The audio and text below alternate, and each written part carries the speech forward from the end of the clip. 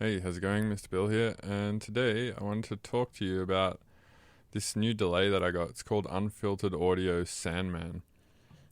You can see down the side there it says Sandman. For the most part, this delay is got all the stuff that a normal delay has, but I wanted to show it to you because it's got some really interesting features to it. It has this buffer loop on it, which I'm really interested in. I'll go through all the features in a second just so you can see what it all does. So this is what I'm working on right now. It's like a garage track.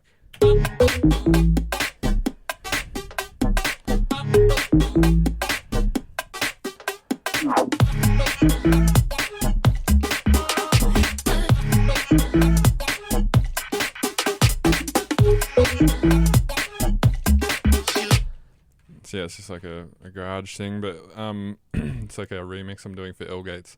So anyway, this plugin here, when you open it, it looks like this. So you'll see that it's got most of the normal things that a delay has, like if we compare it to, say, Live's delay, which is a really basic delay, like the simple delay or the ping pong delay.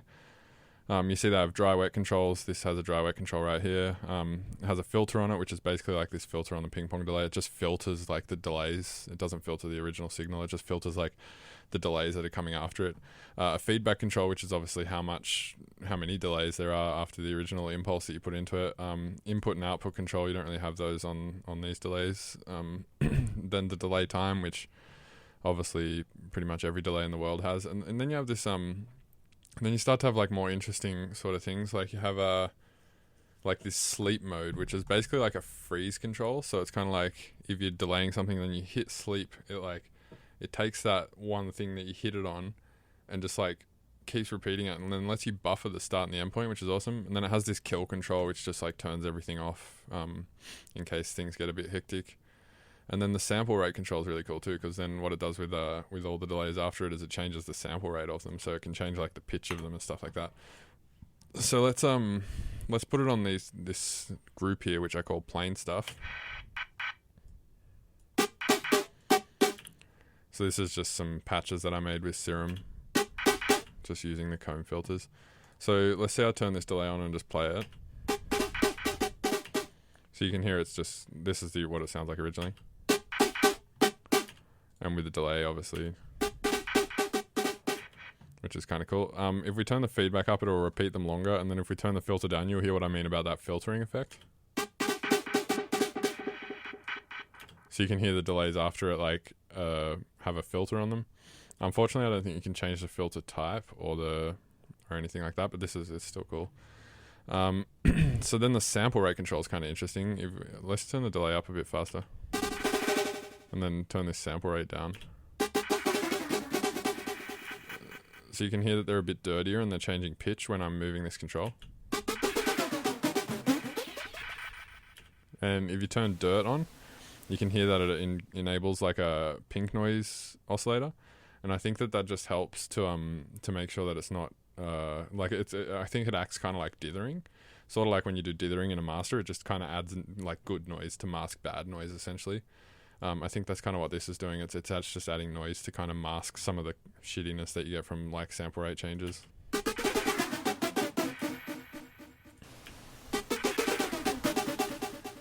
Honestly, I like the clicks and stuff, so I just leave it off. Okay, so let's use this sleep thing. This is really fun. So once I turn this on, you can see it enables the start and end controls, and then we can buffer through, which is crazy. Check this out.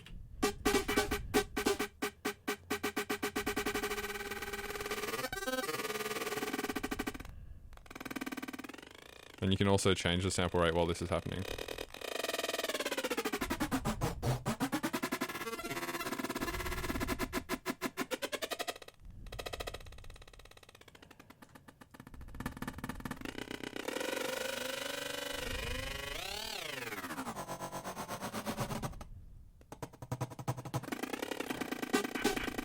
So see now, just if I hit kill, it stops it all.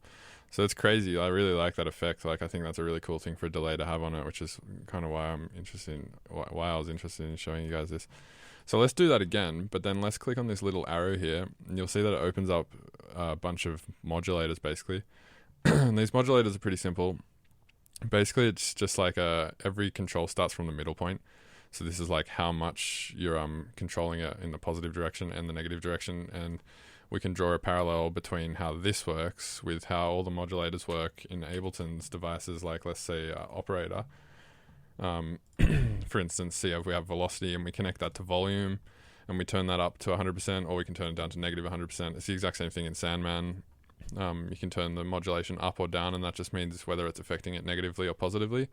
And if you don't really understand what that means, basically, let's say I connect the velocity to, the volume to the velocity, and I have it sitting at 100%, and then I just play like a shitload of notes. Shit, I accidentally saved. Give me one sec while my computer buffers to save this crap. Alright, so let's say I play like just a shitload of notes like this, and then I just do a velocity thing like this. So I just hold control to do that. Just if you highlight notes and you just hold control, it just does whatever. You can just draw lines and stuff. So let's just do, for the sake of simplicity, from low to high. If I have that set to 100%, the volume will go quieter to louder. Oops. Let's turn this delay off for a second. So there's side chaining on this group, but don't worry about that. But here how it gets quieter to louder. That's just because the volume is connected to the velocity at a positive value. If I make it a negative value, then the lower velocities will actually be louder and the louder velocities will actually be quieter. So it just inverts the modulation. So if we play that, it should get louder to quieter. And it does. So this is basically what this, I think, is doing. Is just it's a negative or positive modulation. But this is where it gets really interesting, because then you can start modulating all sorts of stuff. Like you can start modulating the start or the endpoints or the delay time or the sample rate or the feedback. And you can do it with like any different sort of waveform, like sine, triangle, saw up, saw down, etc. And then you can change the sync rates, and I think you can turn sync rate off, and then it can be time-based or hertz-based rather as well. So let's just turn both the sync rates off and just try something out with the start and end points modulating.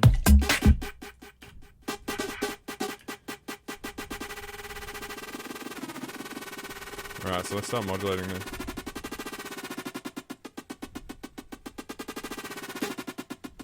Oh yeah, another thing to keep in mind is that you can set two modulators for each thing. So it's like I can have the delay time modulating to this LFO, but I can also have a modulating to this LFO at a different speed, so you can get some like real randomness going on as well, you know?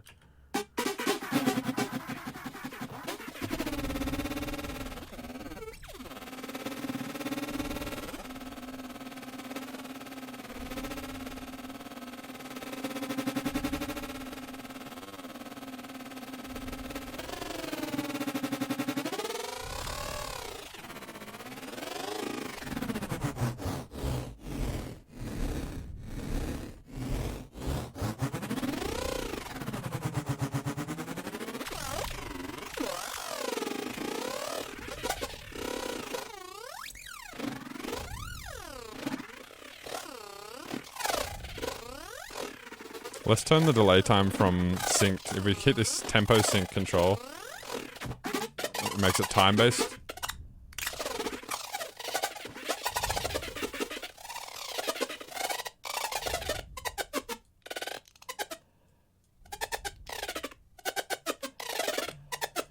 See, you can get some like really crazy stuff out of this. And then obviously, yeah, the last two things I didn't really mention is just the input and output controls. This is how much input you're feeding into the device and how much output. And I think this thing here is like some tape sort of thing. This forward backward mode, I think it just makes it more like sound like tapey. As for lock, I don't really know what that does. I don't know. It's probably important. Anyway, yeah. I just wanted to talk about this device and show you guys. So, if you want to get it, I'll put the link in the description, and you can go get like a fully functional 14-day demo if you just want to play with it and render a bunch of stuff out, make some crazy noises, do a sound design session or whatever. But yeah, hopefully you enjoyed that video and got some stuff out of it. And yeah, cheers. Catch you later.